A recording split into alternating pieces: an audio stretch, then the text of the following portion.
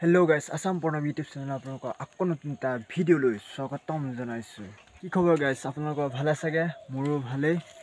চ' গাইছ আজিৰ ভিডিঅ'টো হৈছে মোৰ আসাম কামাণ্ডোৰ ইণ্টাৰভিউ কেনেকুৱা হ'ল, মই কিমান পালোঁ। চ' গাইছ আজিৰ ভিডিঅ'টো ইণ্টাৰেষ্টিং ভিডিঅ' হ'ব গৈ আছে। চ' আপোনালোকে যদি মোৰ চেনেলত প্ৰথমৰ কাৰণে আহিছে তো চেনেলটো ছাবস্ক্ৰাইব কৰি দিব আৰু বেল আইকনটো প্ৰেছ কৰি অল কৰি দিব। চ' গাইছ ভিডিঅ'টো স্কিপ নকৰে চাই থাকিব। চ' এতিয়া ভিডিঅ'টো আৰম্ভ কৰি দিওঁ।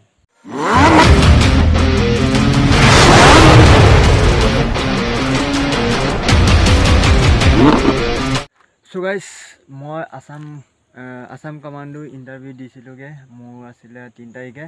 চ' মোৰ কেনেকুৱা হ'ল চ' আপোনালোকক মই মানে শ্বেয়াৰ কৰিব বিচাৰিছোঁ।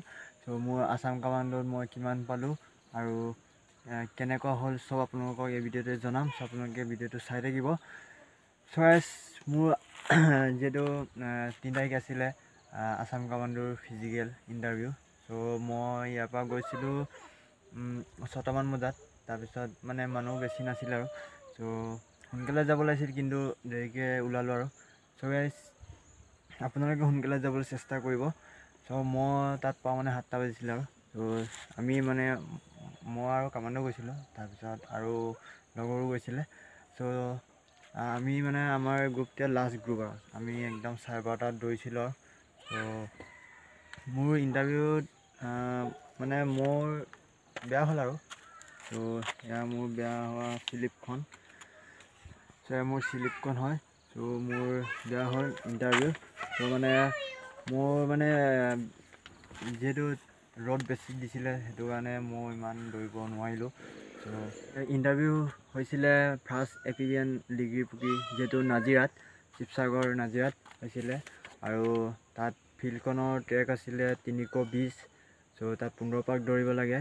চ' 15 পাক কমপ্লিট কৰিলোঁ যেনে তেনে। যিটো ৰ'দ দিছিলে মানে হ'লেও যেনে তেনে কমপ্লিট কৰিলোঁ।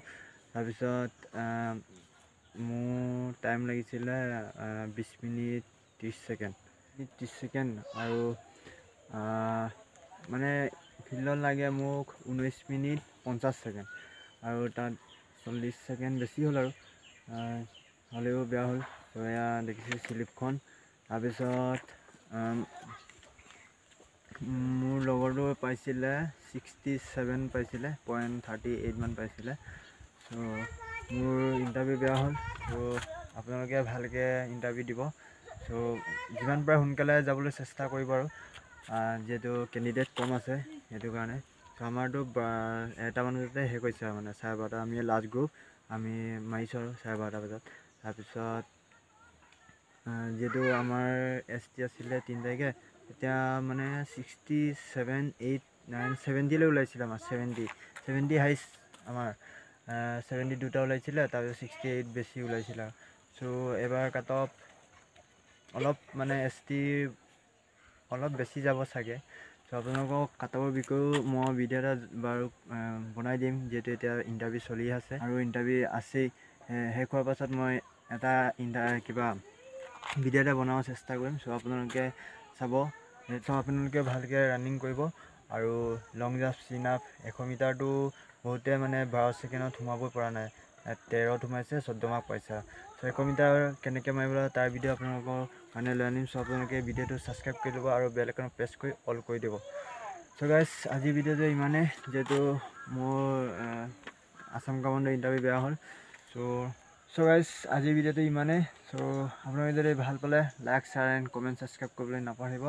চ' ভালকৈ মাৰিব, ভালকৈ ৰানিং আৰু লং জাম্প এক্সেলেণ্ট মাৰিব, চিন আপ এক্সেলেণ্ট মাৰিব। 100 মিটাৰ আপোনালোকে 16 পাবলৈ চেষ্টা কৰিব আৰু ইমানেই আৰু। চ' বাই বাই আজিৰ ভিডিঅ'টো।